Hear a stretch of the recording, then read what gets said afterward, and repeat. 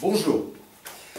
Alors, vous vous souvenez, lorsque nous avons commencé nos vidéos, c'était la deuxième je crois, nous parlions d'un enchaînement d'étapes afin d'arriver à l'entretien d'embauche. La première chose que l'on a vue, c'est effectivement tout ce qui était autour de l'humain. Ensuite, nous avons abordé toute cette partie qui était la partie autour des documents.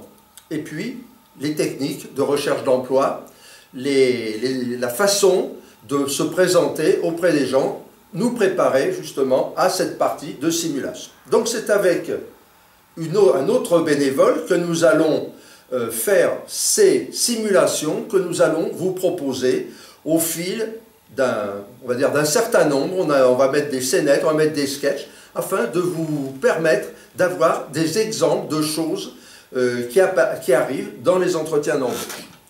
Donc, vous vous appelez comment, jeune homme? Alors, je me prénomme Eric et je suis très heureux de vous voir et de participer à cette troisième phase de vidéo avec Alain. Voilà, c'est un des bénévoles de notre association et nous avons Joël. Alors nous avons l'habitude dans ces sketchs, puisqu'on est au théâtre, et vous serez un jour au théâtre devant votre recruteur, même si ça paraît bizarre de dire cela, eh bien nous avons donc Monsieur Eric, il y aura Madame Joël, il y aura Monsieur Alain, et nous avons cette façon de correspondre entre nous. Naturellement, nous n'aurons pas les personnes, les participants qui sont là lorsque l'on fait des réels entretiens d'embauche, des réelles simulations dans cette salle où nous vous accueillons aujourd'hui.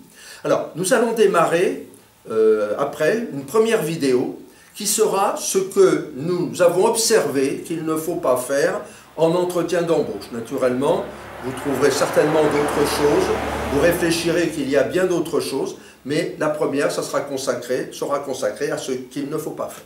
Et la deuxième après, à ce que nous préconisons de faire en entretien. Bien sûr, une fois de plus, n'est pas exhaustive, c'est une façon de voir les choses et de vous aider à réfléchir sur des cas qui, des fois, auxquels on ne pense pas et qui font que des entretiens d'embauche ne se passent pas forcément bien. Après, qu'est-ce que nous allons faire?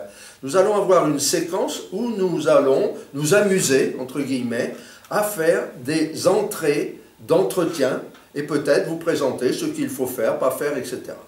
Cela, c'est de façon à vous fortifier dans une aisance en entretien d'embauche. Comme ça a été dit dans des vidéos préalables, l'entretien d'embauche, c'est vous qui devez d'une certaine façon, sans empiéter sur le recruteur, vous devez le mener. Donc à travers la façon dont on va procéder, eh bien, vous allez voir comment on peut mener un entretien. Et surtout, les mots-clés, c'est du gagnant-gagnant, du hockey-à-gain, une position adulte-adulte, un dialogue adulte-adulte. Et vous verrez qu'effectivement, chaque fois que nous tomberons, ou qu'on essaiera de nous faire tomber dans le dialogue parent-enfant ou enfant-parent, eh bien, vous verrez à ce moment-là tout ce qui peut, derrière, faire que ça se passe mal lors de l'entretien, mais aussi, s'il réussit, que ça se passe mal après l'entretien.